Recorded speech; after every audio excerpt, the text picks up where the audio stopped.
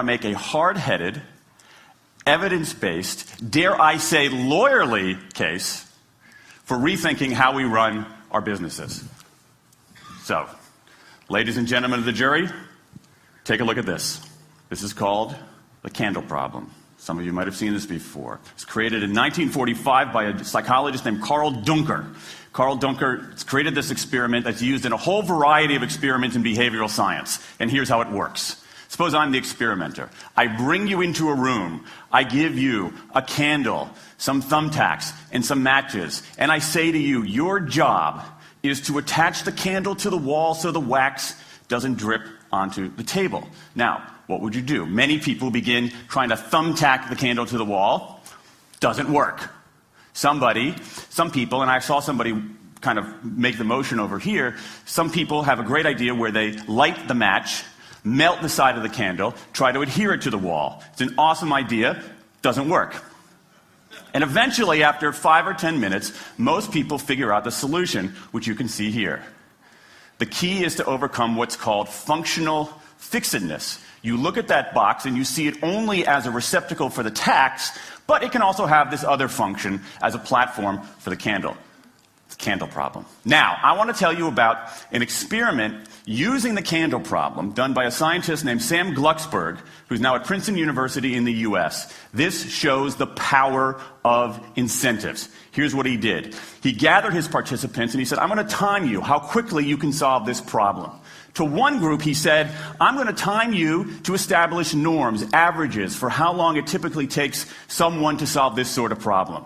To the second group, he offered rewards. He said, if you're in the top 25% of the fastest times, you get $5. If you're the fastest of everyone we're testing here today, you get $20. Okay, now this is several years ago, adjusted for inflation. It's a decent sum of money for a few minutes of work. Okay, it's a nice motivator. Question, how much faster did this group solve the problem?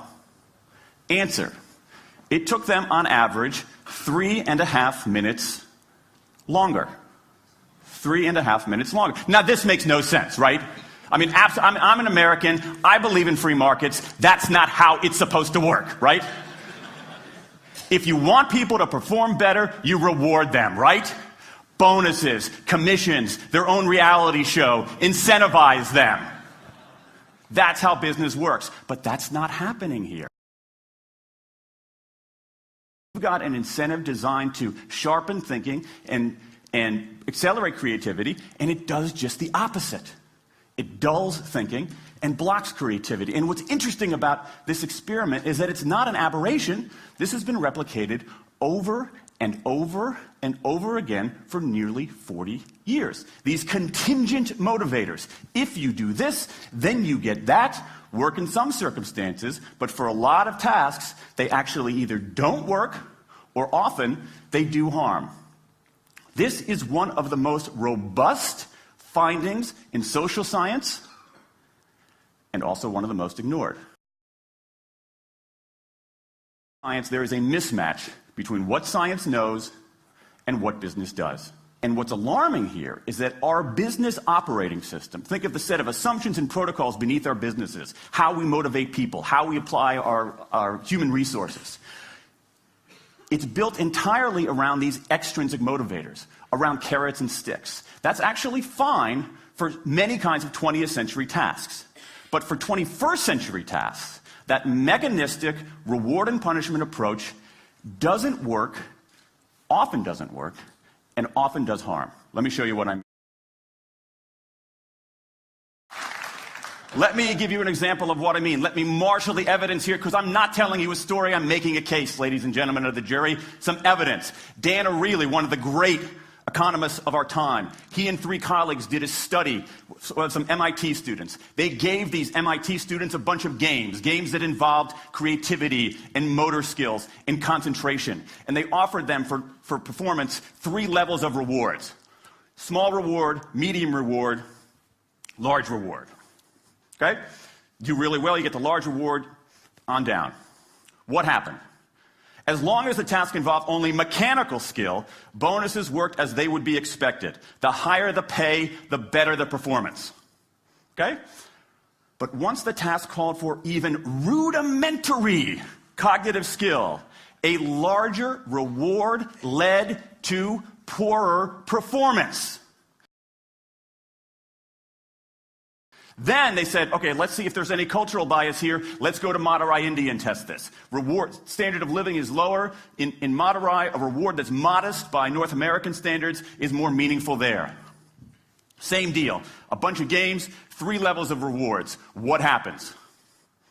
People offered the medium level of rewards, did no better than people offered the small rewards. But this time, people offered the highest rewards. They did worst of all. In 8 of the 9 tasks we examined across 3 experiments, higher incentives led to worse performance. Is this some kind of touchy-feely socialist conspiracy going on here? Okay, let's see if there's any cultural bias here. Let's go to Madurai, India and test this. Reward standard of living is lower. In Madurai, a reward that's modest by North American standards is more meaningful there. Same deal. A bunch of games, 3 levels of rewards. What happens? People offered the medium level of rewards, did no better than people offered the small rewards. But this time, people offered the highest rewards. They did worst of all. In 8 of the 9 tasks we examined across 3 experiments, higher incentives led to worse performance.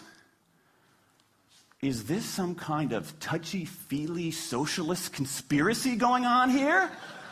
No, these are economists from MIT, from Carnegie Mellon, from the University of Chicago. And do you know who sponsored this research? The Federal Reserve Bank of the United States. That's the American experience. Let's go across the pond to the London School of Economics. LSE, London School of Economics, alma mater of 11 Nobel laureates in economics. Training ground for great economic thinkers like George Soros and Friedrich Hayek and Mick Jagger.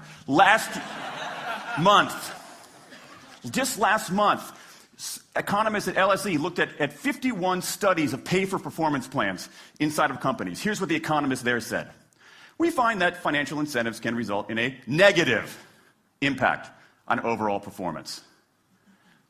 There's a mismatch between what science knows and what business does. It's a whole new approach. The good news about all this is that the scientists who've been studying motivation have given us this new approach. It's an approach built much more around intrinsic motivation, around the desire to do things because they matter, because we like it, because they're interesting, because they're part of something important. And to my mind, that new operating system for our businesses revolves around 3 elements: autonomy, mastery, and purpose. Autonomy, the urge to direct our own lives. Mastery, the desire to get better and better at something that matters. And purpose, the yearning to do what we do in the service of something larger than ourselves. These are the building blocks of an entirely new operating system for our businesses.